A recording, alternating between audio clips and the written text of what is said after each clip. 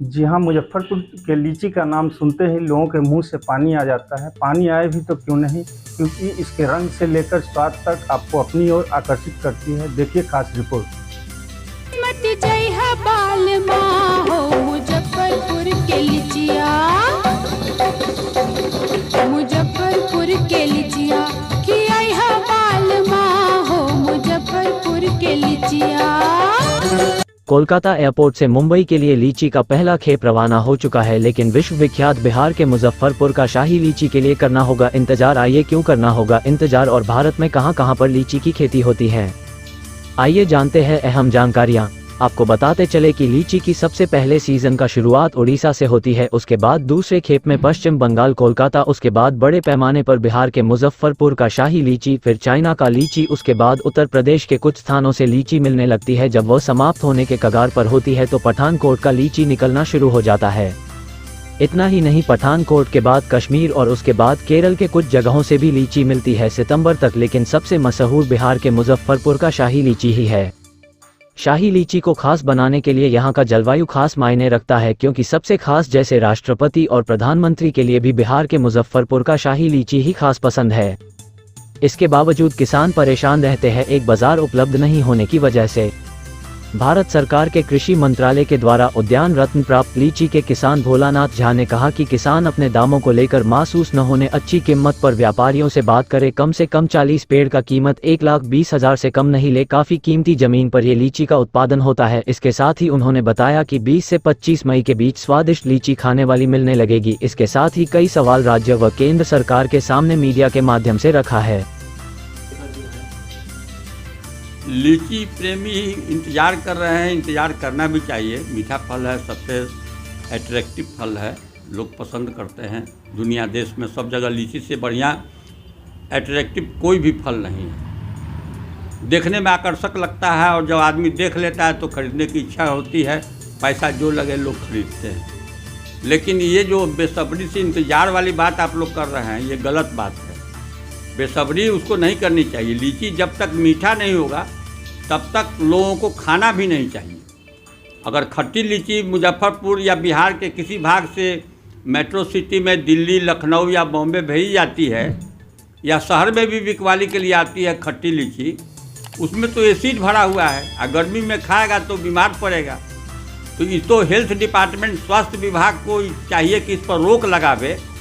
अगर खट्टी लीची विदेश तो नहीं जा सकती है, अगर दिल्ली जा रही है, लखनऊ जा रही है, या व्यापारी इसको तोड़ रहे हैं, तो तोड़ने पर रोकने का प्रबंधन सरकार का नहीं हो सकता है। लेकिन स्वास्थ्य विभाग इसमें सक्रिय अगर हो जाए तो लीची जो खट्टी जो टूटती है वो नहीं टूटेगी।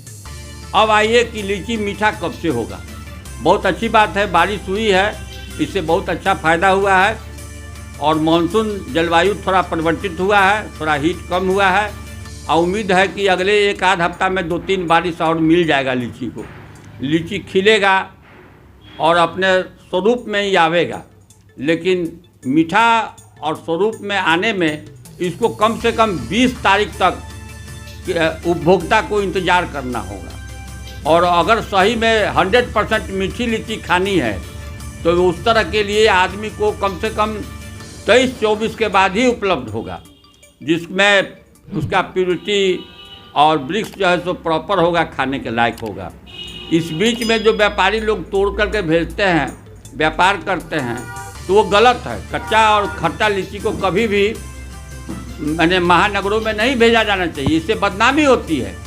खट्टा लीची पहुंचेगा तो उपभोक्ता जो लेगा वो तो ठगा महसूस करेगा। लिया उपभोक्ता मीठा पा नहीं लेगा और उसको खट्टी लीची उपलब्ध हो रही है, जो बीमारी का घर है। इसलिए मेरा नम्र निवेदन है आपके माध्यम से कि उपभोक्ता बंधु, आप लोग 20 तारीख के बाद ही लीची को उपयोग में लाइए और पूर्ण मीठा स्वाद इसका कम से कम 22-23 के बाद ही आवेगा। और इसके पहले अगर लीची बिकवाली हो, किसान से अनुरोध यही करना चाहते हैं कि जो भी व्यापारी को आप दिए हैं, इस बार भरपूर उसकी कमाई होगी। लीची का उत्पादन बहुत कम है, शाही आपको 70-80% होगा और चाइना तो 20 से 30% है। इसलिए व्यापारी आपका भरपूर कमाई करेगा। बीघा में 40 पेड़ आपका होता है तो किसान भाई इस बार व्यापारी से जबरदस्ती वसूलिए आप 3,000 रुपये पेड़ के रेट से।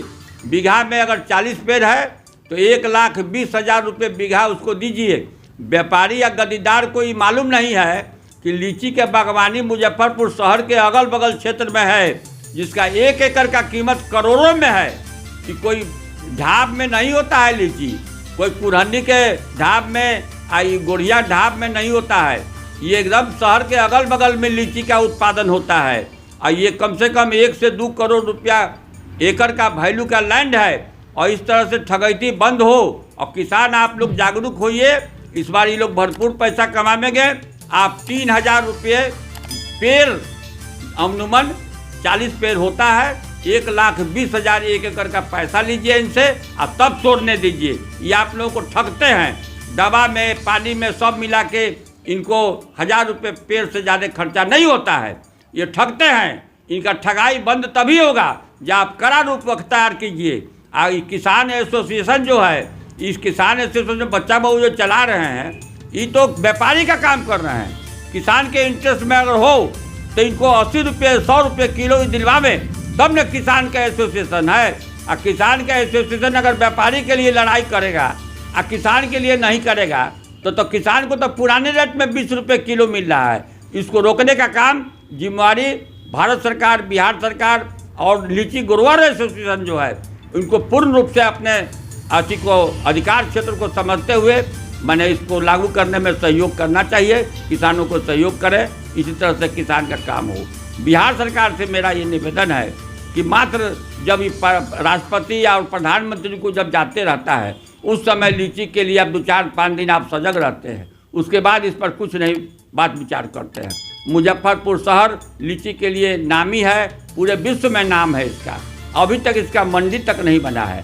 कृपया करके एक मंडी ऐसा बनावे जहां इसका मैंने स्टोर हो, जहां इसका प्रोसेस, प्री कूलिंग का प्रोसेस हो और किसान, व्यापारी, देश विदेश के मल्टीनेशनल सब आकर के वहाँ खरीदारी करें।